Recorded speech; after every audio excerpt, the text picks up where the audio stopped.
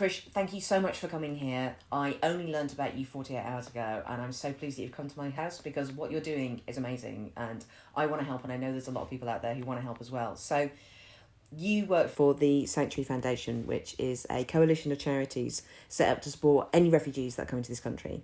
And previously, you've worked with both the Syrian and the Afghanistani refugees who are coming here, and now you are preparing for the Ukrainians when and if they arrive in this country. What kind of help does the Sanctuary Foundation offer?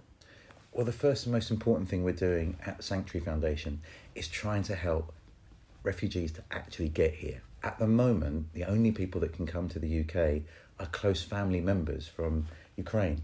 And that's wonderful when, mothers can be reunited with children and husbands with spouses. That's fantastic. But there are loads of people in Ukraine that don't have family here, and we need to make a way for them to come. And many European countries have opened their borders and opened their arms.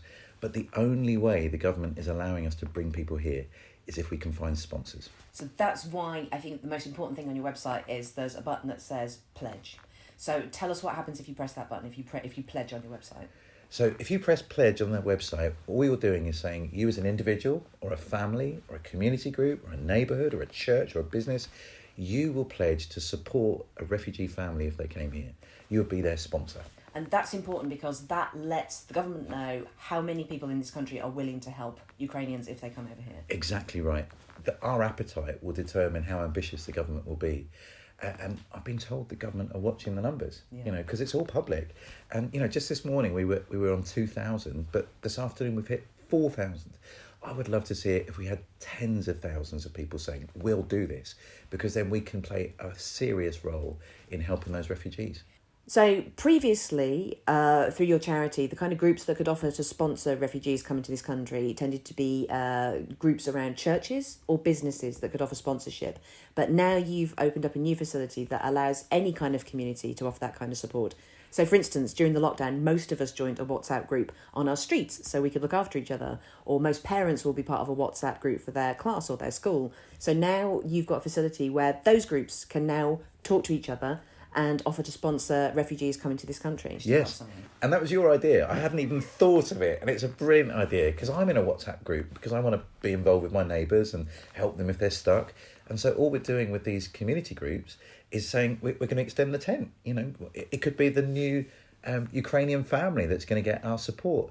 And we are an incredibly hospitable country. Yeah. My mum and dad came here and they received a warm welcome. And I feel British even though my ancestry is from far away. This is a great opportunity to show that hospitality again. So what does sponsorship actually consist of? Because I think a lot of people think it means refugees are going to come and live in my house. And for a lot of people, they just can't, with the best will in the world, offer that kind of facility. No, it's not. The Prime Minister yesterday said that you could offer that. And that's new. None of the sponsorship schemes in the past allowed you to put people up in your house. But not all of us have houses that could accommodate that. But being a sponsor means you'll just be a great neighbour. That you're going to look after this family. So the family might need to get picked up from the airport and brought to your town. Could you do that? The family are probably going to be a mum and a couple of kids because dads have to stay behind, don't they, and fight the war. So that might mean they might need help getting signed up with their GP or, signing up in the local school. That is really complicated paperwork when you're working in a foreign language and you're experiencing trauma. But you could be a great neighbour by helping those kind of things. So basically, if you're part of a group, everybody says what they can do to help. Yeah. It's not just about making a space in your house. If you're not lucky enough to have a house that can do that, just helping with paperwork, just helping getting kids in school, that's enough to help. It's what we remember community being like in the past. We're all in it together. We'll do whatever we can. It's what a lot of PTA groups are doing, aren't they? Mm. So you might not be the great person at fundraising, but you can bake. It's that same mentality. Everyone brings what they've got. So what if you're someone who can't give practical help at all, but you're like, I've got money. If that's the one thing I can do. Is that still important and useful? If all you've got is money, can you still pledge and become part of it? Money is always useful. Yes. And money is the best thing to send if you're thinking of sending things overseas. If you're trying to get things to Romania and Poland, send money. That's the most effective things. But if you want to help refugees here, money is useful too. Normally in a sponsorship programme, you have to raise a little bit of money to support the family. So in previous times, it's been somewhere between £1,000 and £9,000. We don't know what the government's going to say this time. And that money stays in a bank account And every time that family needs something, maybe they need new school uniforms or maybe the boiler breaks, they can draw on that money to help them. And sadly, raising the money at the beginning is quite helpful, because sometimes we care about something intensely when it's in the news and then suddenly everyone cools off. So raise the money now is probably the best thing. Well, also the other thing is as well that I think a lot of people who want to help financially, everybody's worried about the rise in the cost of living. Yeah. People feel they can't make a long-term commitment. So Yeah. is it okay to just say, I pledge to help and I can give some money now, but I don't know if I can commit to anything else later on? I think that's exactly right. Look, the most urgent thing is to make a space for people to come here, and your pledge opens that door.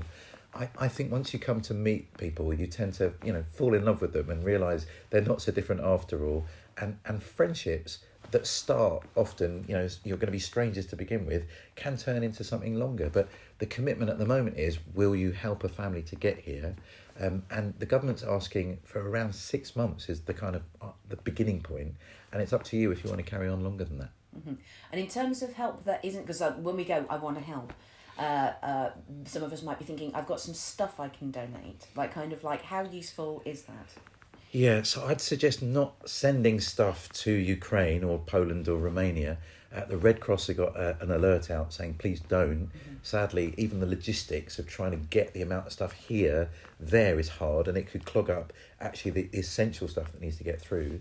Your stuff might be useful later on, though. Yeah. So if the family come, they have recourse to public funds. They could rent a house, but that house might be unfurnished. And then the family can tell you what they need. So don't dump on them. I've been to some terrible situations where people say, we want to help the Afghan refugees. We were going to go to the tip, but here you are. And I'm going, that's really kind, but no one needs your broken toaster, thank you very much. But when the family arrives, one of the things that you can find out, and it's all about dignity here, is what do you need? What's missing?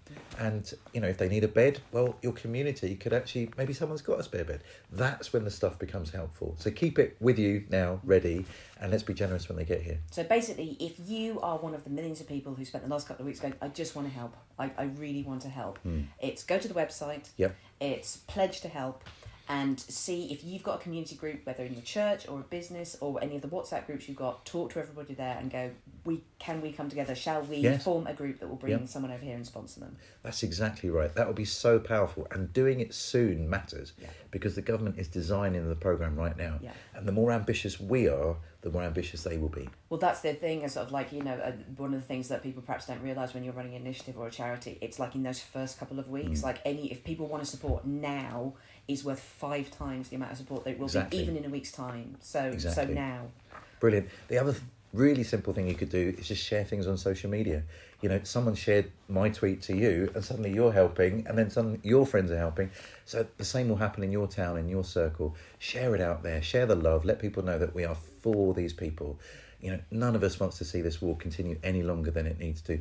None of us actually wants Ukrainians to stay here any longer than they want to. Most want to go home, but they need somewhere safe to go right now. And let's make that, at least for some of them, Britain.